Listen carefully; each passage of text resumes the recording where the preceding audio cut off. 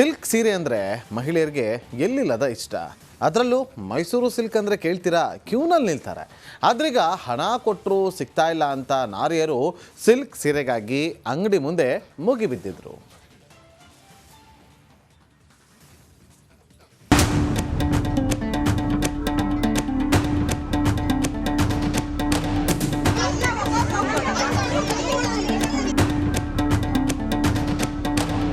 Mysuru silk ಸೀರೆಗೆ ಮುಗಿಬಿದ್ದ ನಾರಿಯರು ನನಗೆ ಸೀರೆ ಬೇಕು ಅಂತ ಕಿರ್ಚಾಟ.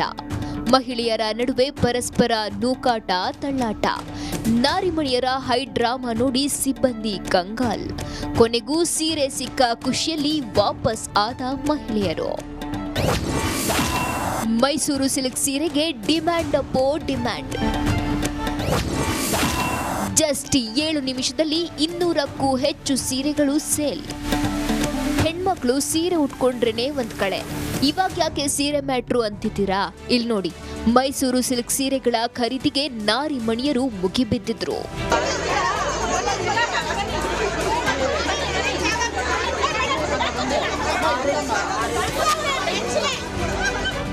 ಬೇಡಿಕೆಗೆ ತಕ್ಕಂತೆ ಮೈಸೂರು ಸಿಲ್ಕ್ ಸೀರೆ ಉತ್ಪಾದನೆ ಆಗ್ತಿಲ್ಲ. ರೇಷ್ಮೆ ಸೀರೆಗೆ ಮಹಿಳೆಯರು ಕ್ಯೂ ನಿಂತು ತರ್ತಿದ್ದಾರೆ.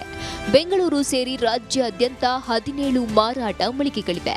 ಇನ್ನು ಅಮೆರಿಕ, ಆಸ್ಟ್ರೇಲಿಯಾದಲ್ಲೂ ಸೀರೆಗೆ ಆನ್ಲೈನ್ ಬೇಡಿಕೆ ಹೆಚ್ಚಾಗಿದೆ. ಎಂಜಿ ರಸ್ತೆಯ ಕೆಎಸ್ಐಸಿ ಮಳಿಗೆಗೆ ಮಹಿಳಾ ದಂಡೆ ಹರಿದು ಬಂದಿತ್ತು. ಜಸ್ಟ್ 7 ನಿಮಿಷದಲ್ಲಿ 200 ಸೀರೆಗಳು ಸೇಲ್ ಆಗಿವೆ.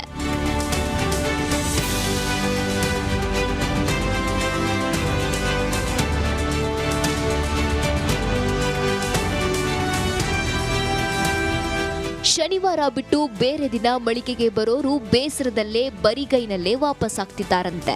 ಅದರಲ್ಲೂ ಇಂದು ಮಳಿಗೆ ಓಪನ್ ಆಗುವ ಮುಂಚೆಯೇ ಬಂದು ಕ್ಯೂನಲ್ಲಿ ನಿಂತಿದ್ರು. ಎಷ್ಟೋ ಮಹಿಳೆಯರಿಗೆ ಸೀರೆ ಸಿಗದೆ ನಿರಾಸೆಯಿಂದ ವಾಪಸ್ ಆದ್ರು. ಸವಿತಾ ರಾಮಚಂದ್ರ, ರಿಪಬ್ಲಿಕ್ ಕನ್ನಡ, ಬೆಂಗಳೂರು.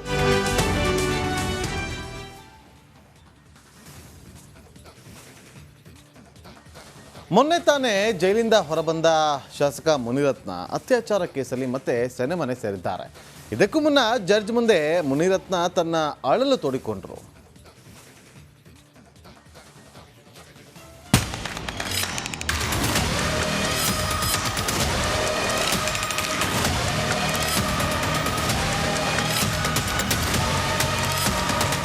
ಬಿಜೆಪಿ ಶಾಸಕ ಮುನಿರತ್ನಗೆ ಒಂದಿಲ್ಲ ಒಂದು ಸಂಕಷ್ಟ ಎದುರಾಗುತ್ತಲೇ ಇದೆ.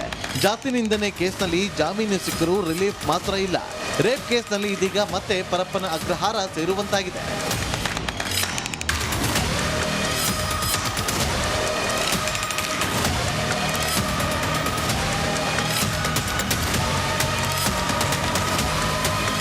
ಅಕ್ಟೋಬರ್ 5ರವರೆಗೆ ನ್ಯಾಯಾಂಗ ಬಂಧನಕ್ಕೆ ನೀಡಿ 42ನೇ ಎಸಿಎಂಎಂ ನ್ಯಾಯಾಲಯ ಆದೇಶ ನೀಡಿದೆ. ಇನ್ನು ಕೋರ್ಟ್ಗೆ ಹಾಜರುಪಡಿಸಿದ್ದ ವೇಳೆ ಮುನಿರತ್ನ ಜಡ್ಜ್ ಎದುರು ತನ್ನ ಅಳಲು ತೋಡಿಕೊಂಡ್ರು. ನನ್ನನ್ನು ಜೈಲಲ್ಲೇ ಇಡಲು ವ್ಯವಸ್ಥಿತವಾದ ಸಂಚು ಮಾಡಲಾಗಿದೆ. ಈ ರೀತಿ ಹಿಂಸೆ ಸಹಿಸಿಕೊಳ್ಳಲು ನನಗೆ ಆಗಲ್ಲ. ನಾನು ಕೋರ್ಟ್ನಲ್ಲೇ ರಿಸೈನ್ ಮಾಡಲು ಸಿದ್ಧನಿದ್ದೇನೆ. ಲೋಕಸಭಾ ಚುನಾವಣೆ ಬಳಿಕ ಇದೆಲ್ಲ ಶುರುವಾಗಿದೆ. 5 ವರ್ಷಗಳ ಬಳಿಕ ಅತ್ಯಾಚಾರ ದೂರು ಕೊಡಿಸಿದ್ದಾರೆ. ಆಕೆ ಮೊದಲೇ ದೂರು ಕೊಡಬಹುದಿತ್ತು ಅಲ್ವಾ ಅಂತ ಕೋರ್ಟ್ನಲ್ಲಿ ಮುನಿರತ್ನ ಅಳಲು ತೋಡಿಕೊಂಡಿದ್ದಾರೆ. ರಸ್ತೆ ಮೇಲಿದ್ದ ಎಂಎಲ್ಎ ಮುನಿರತ್ನ ಹೆಸರಿಗೆ ತೇಪೆ.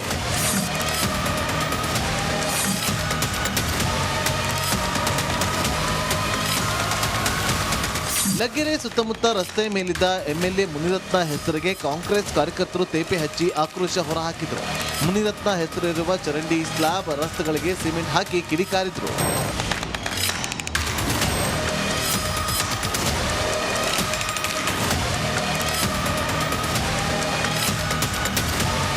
ಮುನಿರತ್ನ ಮತ್ತೆ ಪಂಜರದ ಗಿಳಿಯಾಗಿದ್ದು ಜೈಲು ಸೇರಿದ್ದಾರೆ. ಈ ಮಧ್ಯೆ ಬಿಜೆಪಿಯಿಂದ ಉಚ್ಚಾಟನೆಗೆ ಕಾಂಗ್ರೆಸ್ ಆಗ್ರಹಿಸಿದೆ. Crime bureau, republic Kannada.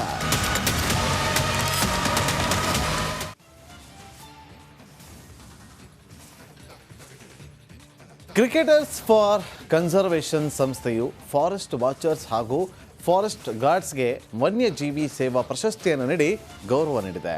Chinnaswamy ಕ್ರೀಡಾಂಗಣದಲ್ಲಿ ನಡೆದ ಕಾರ್ಯಕ್ರಮವೊಂದರಲ್ಲಿ ಟೀಮ್ ಇಂಡಿಯಾದ ಮಾಜಿ ನಾಯಕ ಅರ್ಜುನ್, ಪ್ರಶಸ್ತಿ ಪುರಸ್ಕೃತ ಕನ್ನಡಿಗ GR ವಿಶ್ವನಾಥ್ ಅವರು ಅರಣ್ಯ ಸಂರಕ್ಷಕರಾಗಿ ಪ್ರಶಸ್ತಿಯನ್ನು ನೀಡಿ ಗೌರವಿಸಿದರು. ಇದರ ಜೊತೆಗೆ ಟೈಗರ್ ಕಪ್ನಲ್ಲಿ ಗೆಲುವು ಸಾಧಿಸಿದ ತಂಡಗಳಿಗೂ ಬಹುಮಾನವನ್ನ ವಿತರಣೆ ಮಾಡಲಾಯಿತು. ಇನ್ನು ಈ ಕಾರ್ಯಕ್ರಮವನ್ನ ವನ್ಯಜೀವಿ ಸಂರಕ್ಷಣೆ ಬಗ್ಗೆ ಜಾಗೃತಿ ಮೂಡಿಸೋದಕ್ಕೆ ಆಯೋಜನೆ ಮಾಡಲಾಗಿತ್ತು.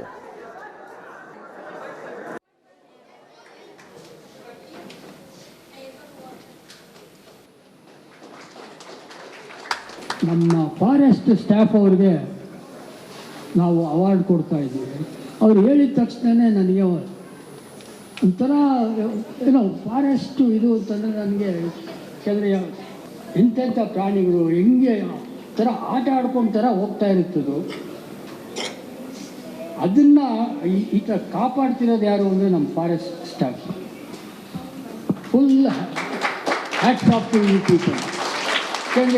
ಒಂದು ದಿವಸ ನಾನು ಸಂದೀಪ್ ಪಾಟೇಲು, ಯೂಸುಫ್ ಪತಾನು, ಹರ್ಭಜನ್ ಸಿಂಗು ಕೂತ್ಕೊಂಡು ಮಾತಾಡ್ತಿದ್ವಿ. ಇದು ನೋಡು, ನಾವು ಬೇರೆ ಕ್ರಿಕೆಟ್ ಮಾತಾಡ್ತೀವಿ, ಏನೋ ಮಾಡ್ಬೇಕು ಲೈಫ್ ಒಳಗೆ ಅಂದ್ಬಿಟ್ಟು. ಅವಾಗ ಏನು ಮಾಡ್ಬೇಕಂದ್ರು, ಕಾಡನ್ನು ಉಳಿಸೋರನ್ನ ಅವ್ರನ್ನೂ ನಾವು ನೋಡ್ಕೋಬೇಕಂದೆ. ಅವರೇ ನಮ್ಮ ಮುಖ್ಯ, ಕಾಡು ಉಳಿಸೋರು ಅವ್ರಿಗೆ ನಾವು ಗೌರವಿಸೋಣ ಅಂದ್ಬಿಟ್ಟು ಅವರು ಪಾಪ ಒಂದು ಡಿಸಿಷನ್ ತಗೊಂಡು ಹೇಳಿದ್ರು, ಲೆಟ್ಸ್ ಡೂ ಸಮಥಿಂಗ್ ಫಾರ್ ನಮ್ಮ ಫಾರೆಸ್ಟ್ ಸ್ಟಾಫ್, ಎಸ್ಪೆಷಲಿ ನಮ್ಮ ಫಾರೆಸ್ಟ್ ವಾಚರ್ಸ್ ಅಂತೀವಿ. ಅವರೇ ನಮ್ಮ ಕಾಡನ್ನು ಉಳಿಸೋದು, ನಡ್ಕೊಂಡು ಹೋಗ್ತಾರೆ ದಿನ ಒಂದು 10 ಕಿಲೋಮೀಟ್ರ್ 12 ಕಿಲೋಮೀಟ್ರು. ಆಮೇಲೆ ನಾವು ಯಾವತ್ತೂ ಹೇಳ್ತೀವಿ, ಅವರೇ ನಮ್ಮ ಕಾಡಿನ ಕಣ್ಣು, ಮೂಗು ಮತ್ತು ಕಿವಿ.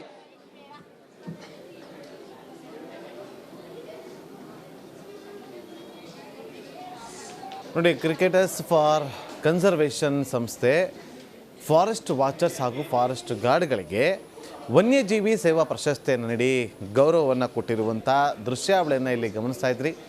ಅದೇ ರೀತಿಯಾಗಿ ಈಗ ಜೋಸೆಫ್ ಹೂವರ್ ಅವರು ಕೂಡ ಮಾತಾಡಿದ್ರು. ಅವರು ಕೂಡ ಇದೇ ರೀತಿಯಾಗಿ ವನ್ಯಜೀವಿಗಳನ್ನು ಅಥವಾ ವನ್ಯಗಳನ್ನು ಸಂರಕ್ಷಣೆ ಮಾಡುವಂಥ ಅನೇಕ ಕಾರ್ಯಕ್ರಮಗಳನ್ನು ಕೂಡ ಜೋಸೆಫ್ ಹೂವರ್ ಅವರು ಕೂಡ ಮಾಡಿದ್ದಾರೆ. ಅವರ ಕಾರ್ಯ ಕೂಡ ಸಾಕಷ್ಟು ಮೆಚ್ಚುಗೆ ಕೂಡ ಪಾತ್ರ ಆಗಿದೆ. ಸಿಲಿಕಾನ್ ಸಿಟಿಯಲ್ಲಿ ಕದೀಮರ ಹಾವಳಿ ಮಿತಿ ಮೀರಿದೆ. ಇಲ್ಲೊಬ್ಬ ಖತರ್ನ ಕಳ್ಳ ಕೂಡ ಕ್ಷಣಾರ್ಧದಲ್ಲೇ ಹಣ ದೋಚಿ ಪರಾರಿಯಾಗಿದ್ದಾನೆ. ಆತನ ಕೈಚಳಕ ನೋಡಿದ್ರೆ ನೀವೇ ಶಾಕ್ ಆಗ್ತೀರಾ.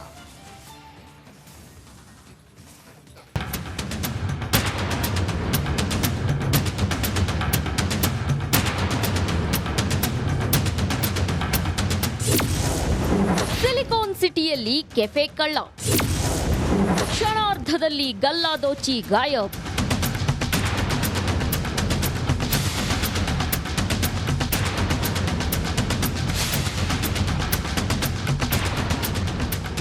ಸಮಯ ಬೆಳಗ್ಗೆ 9:53, ಸೆಪ್ಟೆಂಬರ್ 13, 2024. ಇದು ಸಿಸಿಟಿವಿಯಲ್ಲಿರೋ ಡೇ ಟೈಮಿಂಗ್ಸ್.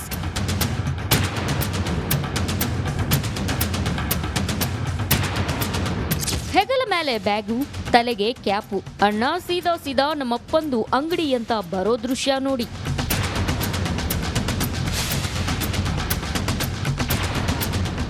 ಬಂದಂಗೆ ಶಾಪ್ನ ಗಲ್ಲಾ ಪೆಟ್ಟಿಗೆಗೆ ಕೀ ತಿರುಗಿಸಿ ಕೈಗೆ ಸಿಕ್ಕ ದುಡ್ಡು ದೋಚ್ಬಿಡ್ತಾನೆ. ಈ ದೃಶ್ಯ ಕಂಡು ಬಂದಿದ್ದು ಬೆಂಗಳೂರಿನ ಹೃದಯ ಭಾಗ ಮೆಜೆಸ್ಟಿಕ್ ಮೆಟ್ರೋ ಮುಂಭಾಗದಲ್ಲಿ.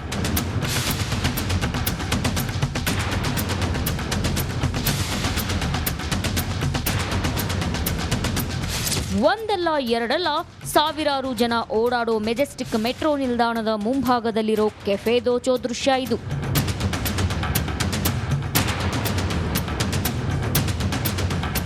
ಇಲ್ಲಿ ನೋಡಿ, ಕೆಫೆ ಮುಂದೆ ಇಬ್ರು ನಿಂತಿದ್ದಾರೆ. ಆದ್ರೂ ಯಾವುದೇ ಭಯವಿಲ್ಲದೆ ಅಂಗಡಿಗೆ ರಾಜಾರೋಷವಾಗಿ ಅವರ ಮುಂದೆಯೇ ನುಗ್ಗಿ ಅವರ ಮುಂದೆಯೇ ಹಣ ಕದ್ದು ಹೋಗ್ತಾನೆ.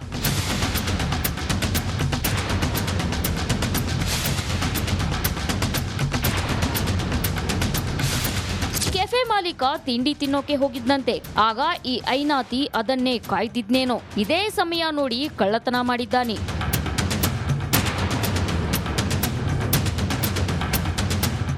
ಏನೇ ಆಗ್ಲಿ, ಮೆಜೆಸ್ಟಿಕ್ನಂತ ಜನನಿಬಿಡ ಪ್ರದೇಶದಲ್ಲಿ ಇಂಥ ದುಷ್ಕೃತ್ಯ ನಡೆದಿರೋದು ಖಾಕಿಗೆ ದಿಗ್ಭ್ರಮೆ ಉಂಟಾಗಿದೆ. ಸವಿತಾ ರಾಮಚಂದ್ರ, ರಿಪಬ್ಲಿಕ್ ಕನ್ನಡ, ಬೆಂಗಳೂರು.